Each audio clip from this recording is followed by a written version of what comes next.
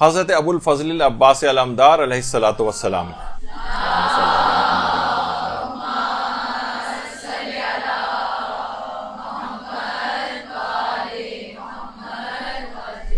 حضرت عباس علمدار جن کی تعریف کے لیے کسی نے جملہ صحیح کہا ہے کہ عباس کی تعریف یہ ہے کہ وہ شخص جس کی تلوار میان میں ہو اور دشمنوں کی نیندیں حرام ہو، اسے عباس کہتے ہیں. تلوار نکلی ہوئی نہ ہو، تلوار میان میں ہو اور دشمنوں کی نیندیں حرام ہو. تو ہمارے علماء میں آیت اللہ علی آقا قاضی، جن کا بار بار اکثر تذکرہ آتا ہے، اور ظاہر اخلاق کی گفتگو ہو رہی ہے تو علماء اخلاق کا تذکرہ کیوں نہیں آئے گا. وہ یہ فرماتے ہیں کہ جس زمانے میں ان کے جوانی کا دور تھا، یہ آیت اللہ علی آقا قاضی کی جوانی کی تصویر، فرماتے ہیں کہ میں اس وقت حرم حضرت ابو الفضل العباس میں نماز کے لیے تیاری کر رہا تھا، اور نماز میں نیت باندھنے ہی والا تھا کہ ایک دیوانہ سا شخص میرے پاس آیا اور اچانک سے آ کر ہنس کے مجھ سے کہنے لگا، بغیر وضو کے نماز نہیں ہوتی، وضو تو کر کے آ جاؤ. کہنے میں حیران اور پریشان رہ گیا. اچھا، عام طور پر وہ افراد جو کہ دائم الوضو رہتے ہیں، وہ اکثر یہ ہوتا ہے کہ وضو ٹوٹنے کے بعد بھول جاتے ہیں دوبارہ وضو، مثلا اگر نہیں کیا تو نماز کے لیے، کیونکہ ہر وقت عادی ہوتے ہیں کہ بس وضو تو ہے ہی اور نماز کے لیے کھڑے ہو گئے. یہی کیفیت علی آقا قاضی کی بھی تھی. کہہ رہے میں نے واقعی غور کیا تو میں وضو ٹوٹنے کے بعد میں نے دوبارہ وضو نہیں کیا تھا. اب آپ دیکھیں گے حضرت ابو الفضل العباس کے در کے دیوانے بھی ایسے عرفا ہوتے ہیں. تو کہہ رہے میں نے وضو کر کے آیا اور نماز ادا کرنے لگا. نماز کو جب میں نے ختم کیا تو وہ دیوانہ پھر آیا میرے پاس اور آ کر کہنے لگا میرے کان میں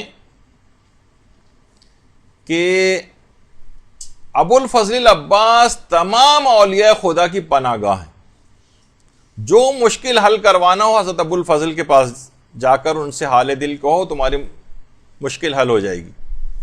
علی آقا قاضی فرماتے ہیں کہ میں نے 18 سال تک ریاضتیں کی تھی، 18 سال، مگر مجھے لگ رہا تھا کہ میں جیسے روحانیت کے خاص مقام پر آ کر رک گیا ہوں، آگے نہیں بڑھ رہا ہوں، اور روحانیت کا دروازہ کھل نہیں رہا ہے. میں تمام نماز، روزے، اذکار، دعائیں، زیارات، تلاوت، لیکن لگ رہا تھا کہ ان تمام اعمال کو انجام دینے کے بعد بھی عشق پروردگار کی اس کیفیت کے اوپر میں نہیں پہنچ پا رہا ہوں کہ جو مجھے حاصل ہو جانی چاہیے تھی، اور میں گویا ایک لحاظ سے نا امید ہی ہونے لگا تھا. دیوانے نے کان میں جب یہ آ کر کہا کہ حضرت ابو الفضل العباس سے توسل کیوں نہیں اختیار کرتے ہو اور اپنی حاجت ان سے کیوں نہیں کہتے ہو جبکہ وہ تمام اولیاء خدا کی پناہ گاہ ہیں، میں نے تڑپ کر اسی وقت حضرت ابو الفضل العباس علمدار سے توسل کیا کہ مولا میں نے 18 سال تک ریاضتیں کی ہیں، میں نے بہت رنج اور غم اٹھائے ہیں، میری آپ اس دعا کو قبول فرما لیں کہ حجابات برطرف ہو جائیں اور میں پروردگار کی طرف بلند ہو جاؤں. کہنے ادھر میں نے حضرت ابو الفضل العباس سے توسل کیا، ادھر گویا دل کے حجابات برطرف ہونے لگے. اچانک سے میں نے دیکھا کہ جہان کے تمام ذرات کے اندر خدا کے نور کا ظہور ہو رہا ہے. اسی وقت سے کہنے میں نے جس طرف نگاہ اٹھا کر دیکھتا تھا ہر جگہ مجھے لا الہ الا اللہ کی تجلی نظر آنے لگی، اور دیکھا کہ کائنات کے ذرے ذرے سے نور الہی اٹھ رہا ہے، اور اللہ نور السماوات والارض، اس کی گویا ایک لحاظ سے تفسیر میری آنکھوں کے سامنے جو ہے وہ آنے لگی. لیکن یہ عارضی کیفیت تھی، یہ چیزیں مجھے نظر آنی بند ہو گئیں. اس کے بعد میں گھر آیا تو زوجہ نے مجھ کو چائے وغیرہ دی، چائے پی. تھوڑی دیر کے بعد میری وہی عرفانی کیفیت پھر دوبارہ آنے لگی. پھر میں گھر کی چھت پر گیا تو وہاں پہ بھی میں نے دیکھا کہ ذرے ذرے سے تجلی پروردگار کا ظہور ہو رہا ہے. دیکھیے اللہم صلی علی محمد وعلی محمد.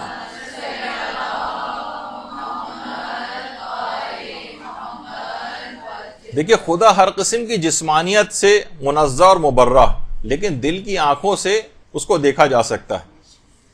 تو فرماتے ہیں کئی مرتبہ ایسی کیفیات ہوئی کہ میں آسمانوں کے اوپر نگاہ کرتا تھا، ہر جگہ کے اوپر نگاہ کرتا تھا، ہر جگہ مجھے تجلی پروردگار اور گویا اس کا نور بکھرا ہوا نظر آتا تھا، یہاں تک کہ میری کیفیت مستقل ہو گئی. اور اس کے بعد فرماتے ہیں کہ بہرحال پھر اس کے بعد آپ گھر تشریف لے آئے, پھر کیفیت پوری مستقل ہو گئی, اور یہ واقعہ بھی ان کو اس میں ملتا ہے. ایک دفعہ مکمل طور پر زلزلہ آیا کہ پورا گھر گر گیا, اور پورا گھر گر گیا.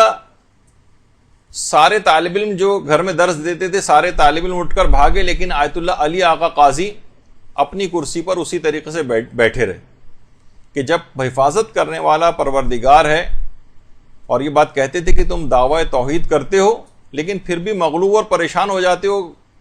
لوگ ہوتا ہے نا کہ فوراً مغلوب اور پریشان ہو جائے, ذرا سی کوئی نامساعد حالات آئے, کچھ آئے, فوراً مغلوب اور پریشان ہو گئے اس سے. اور ان کے شاگرد بھی کہتے ہیں کہ ایک دفعہ ہم مسجد سہلا کے اندر بیٹھے ہوئے درس دے رہے تھے ہمیں, تو ایک بڑا سا سانپ نکل کر آ گیا.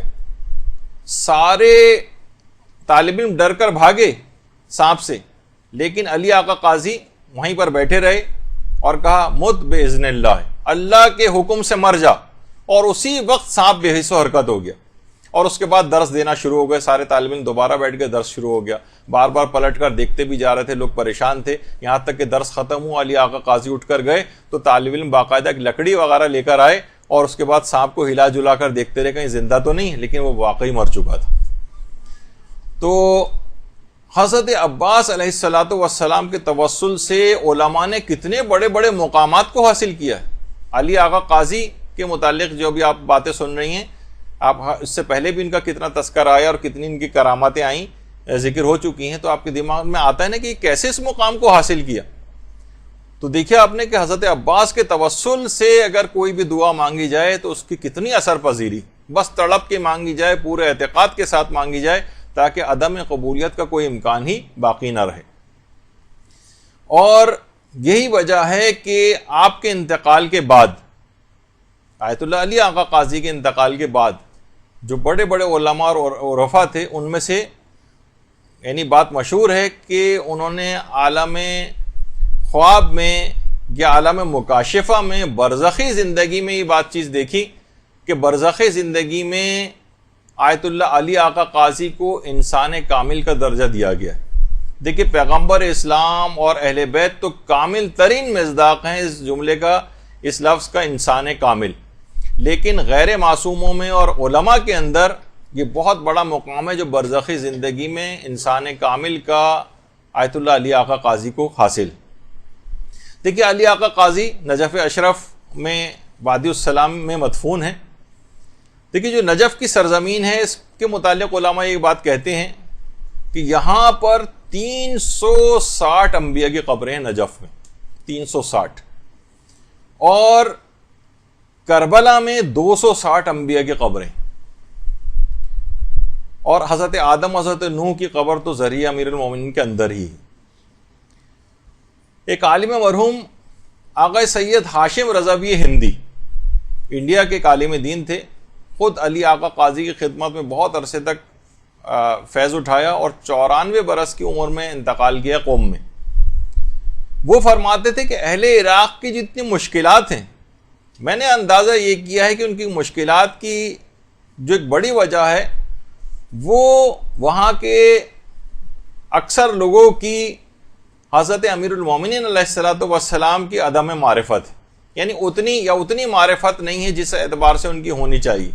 اور دوسری فرماتے تھے کہ اولیاء خدا میں سے حضرت آیت اللہ علی آقا قاضی, ان کے متعلق اہل عراق کی جو کم علمی ہے یا بے بصیرتی ہے یا یہ کہا جائے کہ کم معرفت ہے, یہ بھی اہل عراق کی مشکلات کا ایک بڑا سبب ہے. یعنی آغا ہندی یہ جملے فرماتے تھے کہ امیر المومنین کا بھی جو مقام اور مرتبہ ہے اس کے مطابق ان لوگوں کے اندر وہ معرفت نہیں پائی جاتی ہے. اور اسی طریقے سے آیت اللہ علی آقا قاضی, دیکھیں اتنا بڑا شخصیت کیا ہے, لیکن آپ دیکھیں کہ بہرحال ان کا مقبرہ قبر وغیرہ یعنی لگتا ہے کہ جیسے ان کو کوئی خاطر خواہ, بلکہ کتنے لوگ افراد یہاں سے قافلوں کے قافلے جاتے ہیں اور وادی السلام کے اندر بھی جاتے ہیں, لیکن کبھی کوئی آیت اللہ علی آقا قاضی کی شیعہ کاروانوں میں سے بھی شاید ہی کبھی کوئی گیا ہو.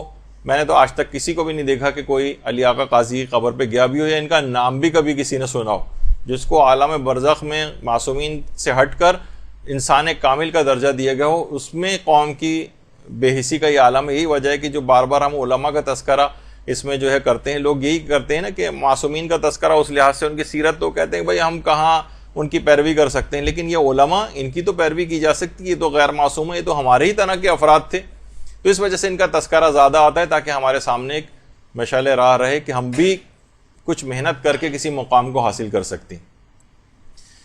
تو علی آقا قاضی, تو بہرحال آپ نے دیکھا کہ توسل حضرت عباس علمدار یہ اتنا مقام, اللہم صلی علی محمد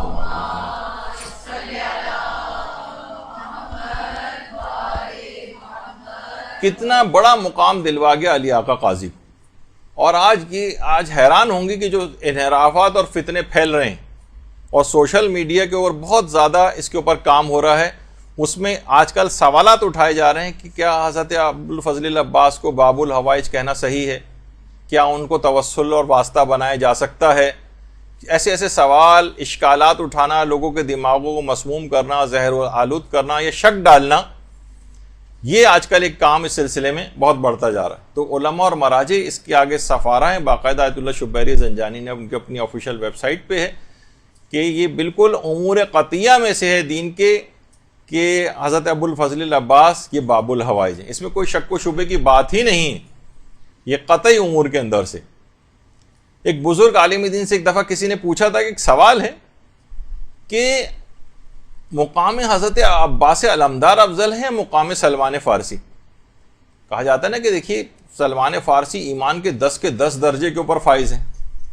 ان عالم نے کہا خبردار ایسا سوال بھی دوبارہ مت کرنا, خواہ سلمان ایمان کے 10 درجوں پر فائز ہوں, مگر یہ بات یاد رکھ لو کہ ابوالفضل العباس ایسی شخصیت کا نام ہے جن کی ایک نگاہ لطف سے سلمان بن جاتا ہے. اللہم صلی علی محمد.